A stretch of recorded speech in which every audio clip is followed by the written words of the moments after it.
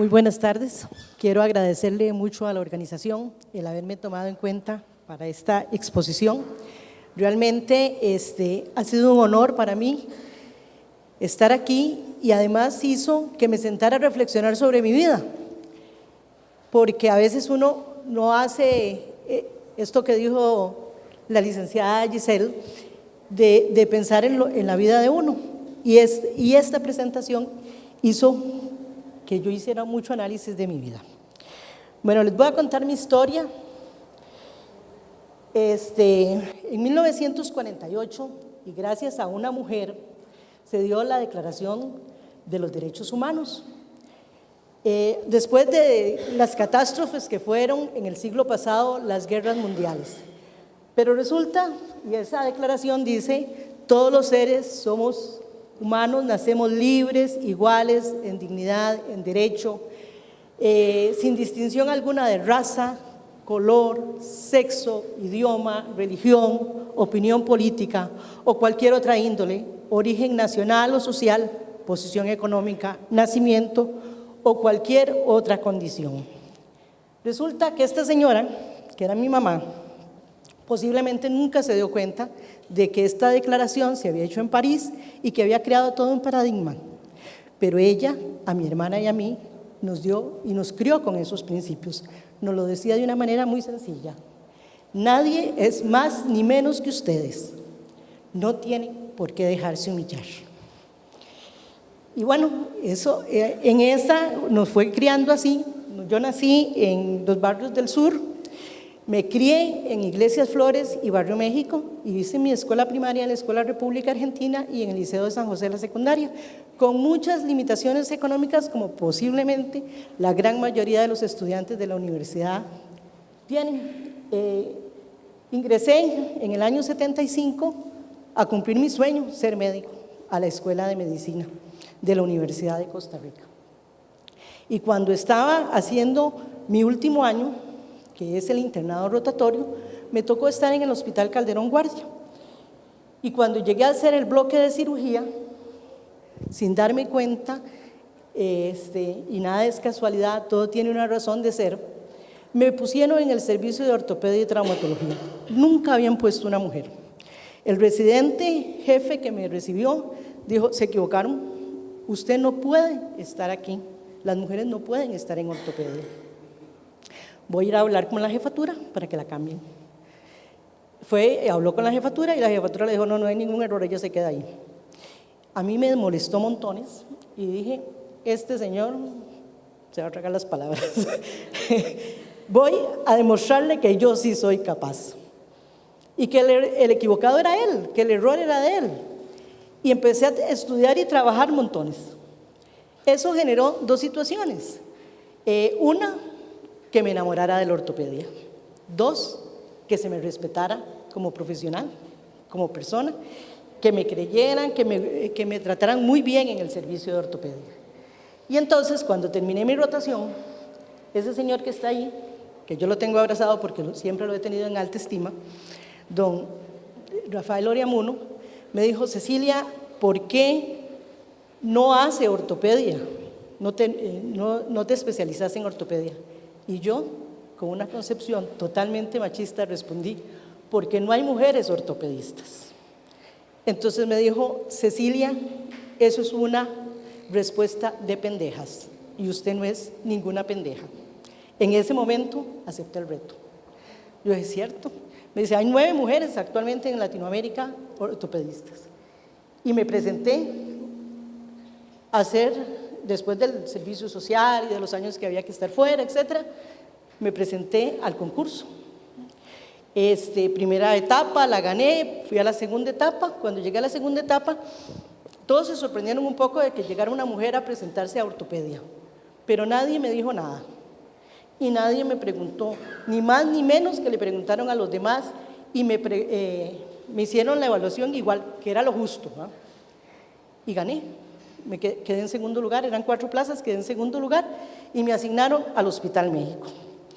Con muchísima emoción y con toda la ilusión de empezar una carrera, cuando me dieron la carta por parte del CENDEIS que ya podía ingresar a la especialidad, me presenté a la jefatura de sección de cirugía del Hospital México, y ¿cuál fue mi sorpresa? Fui recibida de la peor manera, a gritos. Se me dijo que, ¿cómo se me ocurrió a mí pensar que yo podía hacer ortopedia? Que me fuera para la casa, que las mujeres no éramos anatómicamente hechas para ser cirujanos, que menos yo estando embarazada. En ese momento estaba embarazada de mi hijo mayor. Que me fuera para la casa, que sobre su cadáver yo ingresaba al Hospital México a hacer la residencia. Entonces yo me enojé mucho, pero calmada le dije: doctor, disculpe, yo no he visto a ningún hombre operar con el pene, y esa es la diferencia anatómica. Yo estoy aquí porque yo entré...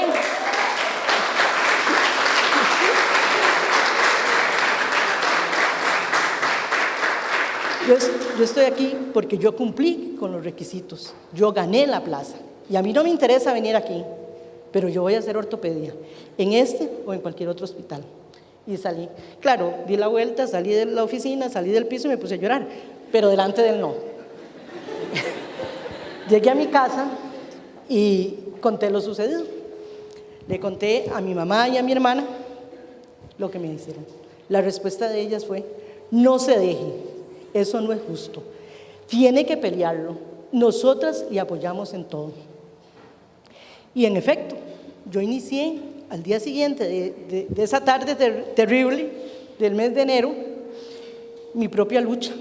Me fui al Sendeis a que me ayudaran, a que me cambiaran de hospital. Eso era lo que yo quería, que me cambiaran de hospital.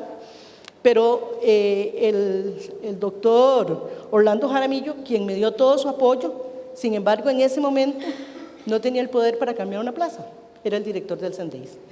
Entonces, por recomendación de él, me fui a la gerencia médica de la Caja, y el médico que estaba en ese momento de gerente médico no me dijo lo mismo que el jefe del México, pero con la cara me di cuenta que lo pensaba exactamente igual.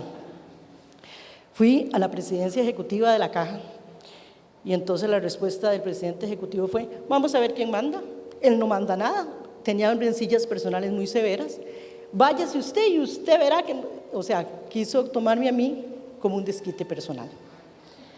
Bueno, como nadie me solucionó nada, el 1 de febrero de 1984 yo me presenté con la carta en el bolsillo a hacer la residencia. El ambiente no podía ser peor. Yo estaba desafiando al jefe supremo de ahí, porque era un hombre de muchísimo poder político en la institución, etc. Y simplemente llegué y no estaba asignada a ningún lugar, no había sido tomada en cuenta. Fui a la jefatura y le dije: yo estoy aquí y me tienen que asignar. ¿A qué servicio voy? Me asignaron al servicio más difícil y más conflictivo que había en ese momento en cirugía. Y ahí llegué. Y yo dije: no, con trabajo y esfuerzo, etcétera, como me ha pasado un poco de interna. Sin embargo, el ambiente no podía ser peor.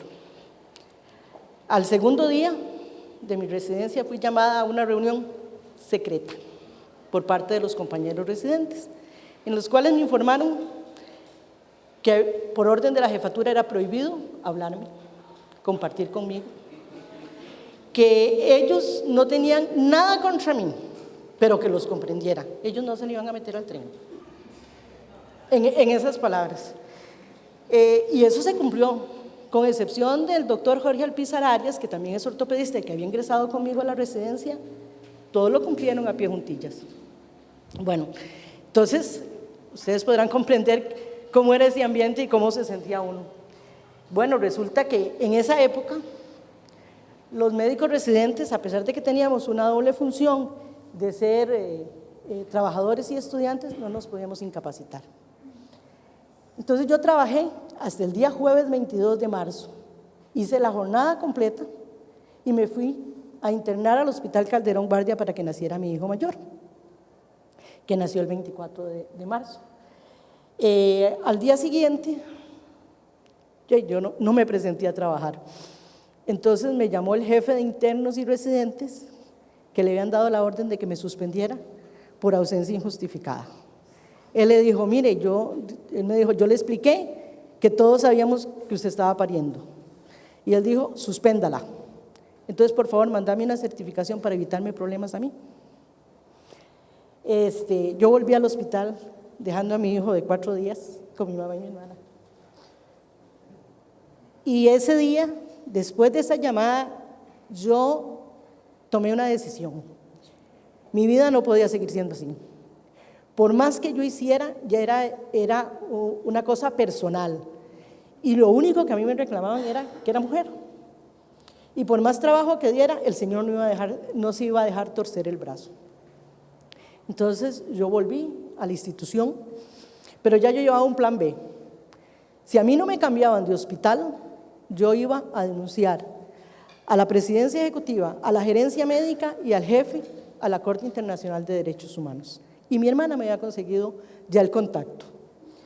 Entonces hablé, por dicha no estaba el gerente médico, había otra persona que lo estaba sustituyendo porque estaba de vacaciones, y don Salomón Rodríguez me dijo, usted tiene toda la razón, usted no puede seguir ahí. Yo la cambio al Hospital San Juan de Dios, siempre y cuando en el San Juan de Dios estén de acuerdo en aceptarla. Vaya, pregunte. Y yo fui a preguntar. En el San Juan de Dios, el doctor Cabeza Solera me dijo que no había ningún problema, que a él, las mujeres, le habían obligado a cambiar los conceptos de que las mujeres podíamos ser cirujanas. Y hablé con el doctor Gordienko, que era el jefe del servicio, y me dijo, yo no tengo problema en aceptarla, pero entienda que yo a usted no le voy a pedir menos por ser mujer. Usted va a tener que hacer lo mismo que hacen los hombres. Y yo le dije, yo no le estoy pidiendo otra cosa. Yo eso es lo que estoy pidiendo, que me traten igual. Yo no estoy pidiendo ninguna ventaja. Y llegué al San Juan de Dios con mucho miedo, con mucho recelo. Además, porque la historia mía era contada por todos los pasillos y era como el bicho raro que llegó ahí, ¿verdad? Hubo gente que me apoyó desde el principio. El grupo de guardia de residentes fue impresionante, buena gente. Como a mí no me dejaban operar en el México, mientras estuve ahí, nunca me prestaron el bisturí, me pusieron y me dejaban hacer más cirugías para que llegara al nivel que estaban ya los demás, pues ya teníamos 3 meses y medio de residencia. Hubo gente que pensaba lo mismo que el jefe del México. Hubo gente que me descalificaba con comentarios. Y hubo gente que llegó a verme, a ver cómo era yo, porque si me había metido, probablemente tenía un gusto sexual diferente porque me había metido en una carrera de hombres. Y desde luego, en muchas ocasiones y durante toda mi carrera, y no solo mientras era residente, sino cuando incursioné en otras áreas, siempre viene la frase descalificativa muy común usada contra las mujeres, es que como usted es mujer, y dejan eso ahí para que cualquiera piense lo que quiera. Bueno, en 1988 logré mi título. Fui la primera mujer en Centroamérica y en Costa Rica en obtener el título de ortopedia y traumatología. Y bueno, no fue fácil, fue muy difícil, pero sin embargo, eso me hizo muy fuerte. Me hizo entender mucho al ser humano, me hizo entender la realidad, porque a veces uno llega y van sucediendo las cosas y no se da cuenta del entorno que tiene. Y yo creo que he sido, y me considero una mujer exitosa, he sido hija, madre, hermana, compañera, amante, profesora, académica, jefe, etcétera, y todo yo creo que lo he hecho con éxito porque lo he hecho por amor. Creo que hay mucho que hacer todavía. A rato siento que no hay que rendirse, que hay que comprometerse con el cambio, que a veces hay mucha retórica de género, pero que no es real. Todavía hoy, aunque yo sea profesora de posgrado, me doy cuenta que a las muchachas les dicen, pero cuidado se casan, cuidado se embarazan, y esas condiciones no se las ponen a ningún hombre cuando llega a hacer el examen de residencia. ¿Por qué no la ponen a las mujeres y por qué todavía hoy no hemos actuado? Yo creo que hay que seguir luchando, hay que seguir cambiando, porque en la medida que cambiemos y seamos más justos, va a ser una mejor sociedad. Y quiero hacer mías las palabras de un colega. No creo que seamos parientes muy cercanos, pero si usted es capaz de temblar de indignación cada vez que se comete una injusticia en el mundo, somos compañeros, que es más importante, Ernesto Che Guevara. Muchas gracias. ¿Cuál es su consejo para alguien que aún no se atreve a dar ese paso en cualquier área que tenga personal la persona? ¿Cuál sería su consejo? Que no se rinda. O sea, si usted realmente quiere algo, si usted realmente tiene un sueño o un proyecto o una meta, como decía la doctora Carazo, cúmplalo. Busque cuáles son los mecanismos para cumplirlos. No se rinda. Yo creo que es cierto, el límite se lo pone uno, y yo luché con una persona muy poderosa, que fue la que más daño me quiso hacer, y al contrario, yo creo que me fortaleció. No tenemos que tener miedo, tenemos que luchar por lo que queremos.